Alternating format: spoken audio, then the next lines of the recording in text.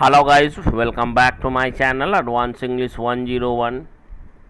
Guys, in today's video we are going to learn two advanced structures that are mostly and widely used in our daily English conversation. But before I start this video, I would like to request you, if you have not subscribed my channel so far, so please subscribe it, like it, share it, and you must write your comment in the comment box after watching this video about this video. How did you like this video? And now we are going to start our today's video. Our first structure would be no question arises to, जिसका मतलब Hindi meaning होता है, हमारे sentence में इसका Hindi meaning होगा सवाल ही पैदा नहीं होता। जब हम लोग ऐसा बोलते हैं, सवाल ही पैदा नहीं होता है कि उसके भाई ने ऐसा किया हो, सवाल ही पैदा नहीं होता है कि वो मेरे बारे में ऐसा बोल सकता है। इस तरह की बात को बोलने के लिए हम लोग केवल इस स्ट्रक्चर का यूज़ करेंगे, no question raises to plus complete sentence. तुमसे बात करने का सवाल ही पैदा नहीं होता, no question raises to talk to you. इसका स्ट्रक्चर शायद बोलने में हमसे गलती हो गई है। No question raises to plus verb की फर्स्ट फॉर्म होगा, उसके बाद ऑब्जेक्ट है तो ऑब्जेक्ट डालेंगे, नहीं तो अदर वर्ड्स को डालेंगे। उसके जैसा दोस्त मिलने का तो सवाल ही पैदा नहीं होता। ये है हमारा नेक्स्ट सेंटेंस, उसके जैसा दोस्त मिलने का तो सवाल ही पैदा नहीं होता। इसे हम इस तरह से बोलेंगे, no question raises to have a friend like him. No question rises to have a friend like him.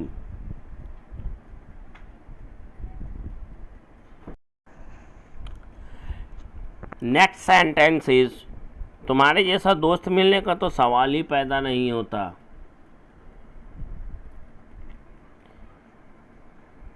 No question rises to have such a friend like you.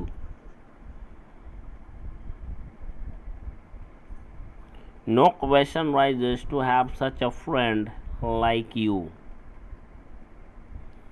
उससे अकेले में मिलने का तो सवाल ही पैदा नहीं होता। इसे कैसे बोलेंगे? दिमाग का घोड़ा, अकल का घोड़ा दौड़ाइए। No question rises to meet her or him alone.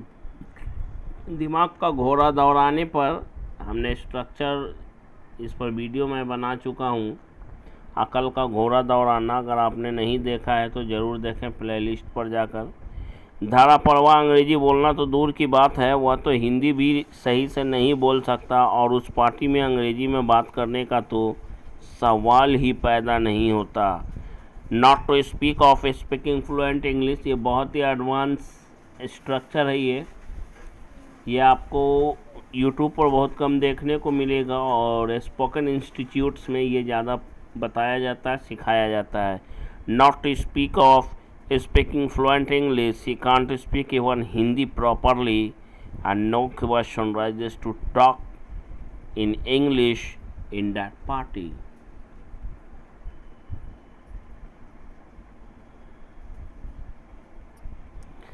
सवाल ही पैदा नहीं होता कि मैं तुम जैसे गधे से शादी कर लूं।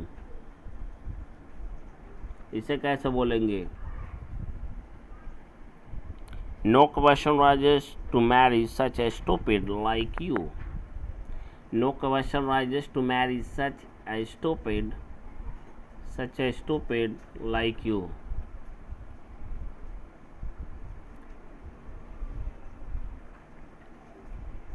Such an stupid. That's the way.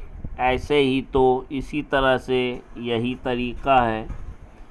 हम लोग अपने डेली यूज़ में कभी कभी ऐसा बोलने को मिल जाता है, ऐसे ही तो, इसी तरह से वो घूमने आया था, या यही तरीका है मेरा बोलने का, उसका बोलने का, उसका चलने का। तो इन तरह ऐसे वाक्यों को बोलने के लिए हम लोग एक स्ट्रक्चर का यूज़ करते हैं, जो दैट्स द वे से बनता है। उसके बाद हम अपनी कंप्लीट सेंटेंस को रखते हैं, अपनी बात को रखते हैं। आइए देखते हैं पहला सेंटेंस। ऐसे ही बोलता हूँ मैं, that's the way I speak, that's the way I speak. ऐसे ही बोला करता है उसका भाई, that's the way his brother used to speak, या हिज ब्रदर स्पीक्स। बोला करता है तो his brother uses to speak बोलेंगे, और बोलता है तो his brother speaks. Be careful, always try to use your mind, because without mind you cannot speak properly. Always use your mind, sense. ऐसे ही हंसती है वह, that's the way she laughs. ऐसे ही हंसा करती है, अगर ऐसा बोलना हो तो that's the way she uses to laugh. ऐसे ही स्पोकन इंग्लिश की प्रैक्टिस किया करता था मैं, that's the way I used to do the practice of spoken English, or you can say that's the way I used to practice of spoken English.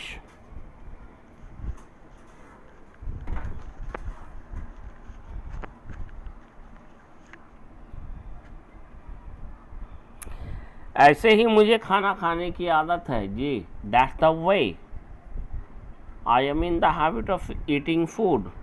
बहुत एकदम हलवा structure है ये, आदत वाली जो है। In the habit of, is are am was were, is are am was were का use करते हुए in the habit of plus verb के फोर्थ फॉर्म का यूज़ करते हैं। एकदम हलवा स्ट्रक्चर है हैबिचुएशन पर। वह हर काम को ऐसे ही अपनी मर्जी से करता है, चाहे किसी को पसंद हो या ना हो। That's the way he does every work, he does every work of his own accord. of his own accord का मतलब होता है अपनी मर्जी से जी। of his own accord, whether anyone likes it or not. anyone likes it, anyone यहाँ पे singular की तरह काम कर रहा है, इसलिए likes it or not, likes का यूज़ हुआ है। आई होप कि आप अच्छी तरह से अब समझ रहे होंगे। वह हर काम को ऐसे ही अपनी मर्जी से करता है, चाहे किसी को पसंद हो या ना हो। नेक्स्ट, ऐसे ही वह मुझे हर दिन कनखी मारा करती थी, मारा करती थी। यूज्ड टू का यूज़ करेंगे, that's the way she used to wink at me every day, that's the way she used to wink at me every day. मारा करती है, she uses to wink at me every day. मारा करती थी, used to wink at me every day. You need to practise like this way as I am practising in this video. इसी तरह से बिल्कुल एक रंगदार की तरह वह लोगों से बात किया करता था। ऐसा सेंटेंस यूट्यूब पर आपको कहाँ मिलेगा? That's the way like exactly an extortionist he used to talk to the people. Extortionist बोलते हैं रंगदार को, रंगदार जो रंगदारी वसूलता है उसे एक्सटॉर्शनिस्ट बोलते हैं। एक्सटॉर्शन बोलते हैं रंगदारी को, एक्सटॉर्शनिस्ट बोलते हैं रंगदार को। एक्सटॉर्शन मनी बोलते हैं रंगदारी से लिया गया पैसा को। आई होप कि वीडियो आपको अच्छा लगा हो। अगर अच्छा लगा हो तो don't forget to write your comment in the comment box about this video. If you like this video you must write in the comment box, yes, this video is useful and helpful for me. And if you don't like it, you must write clearly, no, I don't like this video because this video is not helpful for me. So guys, that's all for today's video. See you tomorrow in the next video. Till then, goodbye and take care of yourself. See you tomorrow with a new lesson in a new video, and take care of yourself. Bye bye.